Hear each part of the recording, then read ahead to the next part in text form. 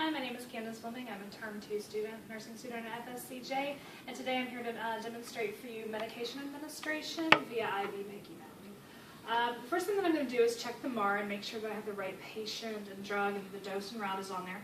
And today the doctor has ordered Rocephin, and he has ordered that as 250 milligrams per milliliter to infuse via IV Piggyback over 30 minutes.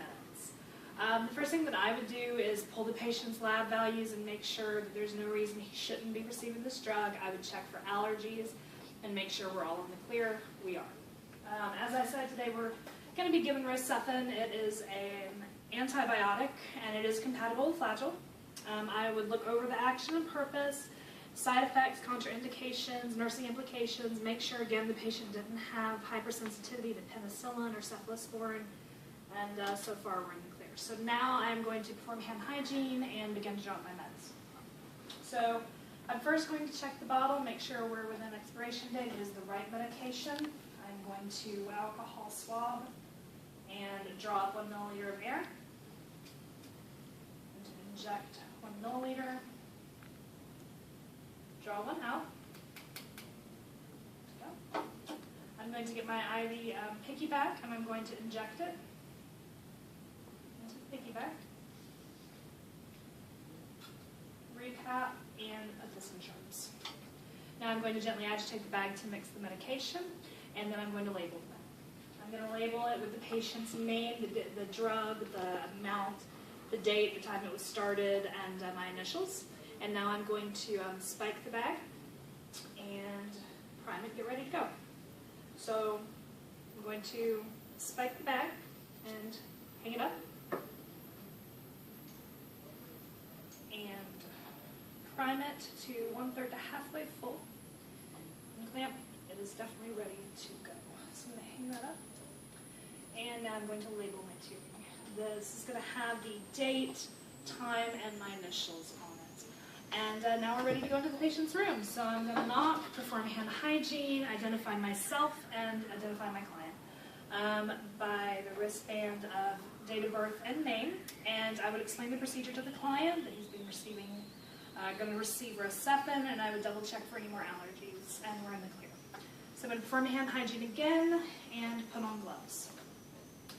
As I am putting on the gloves, I'm going to check the IV site for any signs of infiltration, coolness to temperature, and wetness, or any signs of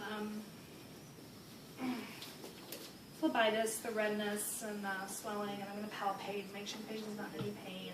We're good to go. Okay, so now I am going to lower my primary back, and I am going to Piggyback, and we are ready to go.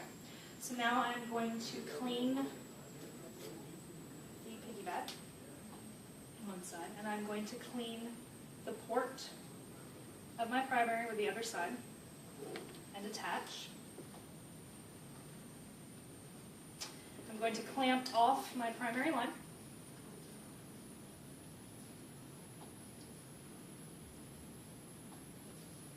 And I'm going to unclamp my Piggyback line and go ahead and time it out to what we had previously established at 17 drops per minute. So then I would time it out and make sure we're dropping 17 a minute, and we are. Okay, so now I would remove my gloves and perform hand hygiene, and over the next half hour I would assess to make sure I didn't see any signs of problems, and wait for it to infuse. So now it's infused, I'm going to come back in, perform hand hygiene, put on my gloves, put on new ones, these are wet, and first thing that I'm going to do, of course, is to check and make sure there's no side effects, showing any side effects, or any inflammation or any problems hasn't infiltrated. And now it's time to remove the Piggyback and restart the primary line. So I'm going to clamp off the Piggyback and unclamp that. Yes, unclamp that. There we go. And hang that back up, don't need that anymore. And now I am going to reestablish the flow on my primary line after I unclamp it. Okay, so set this back at what it was previously, which was 17 drops a minute. Bring that back up. And we are good to go. So now we've got the flow rate established. I am going to monitor the patient for any signs of edema or redness or pain or tenderness, things like that, any adverse reactions.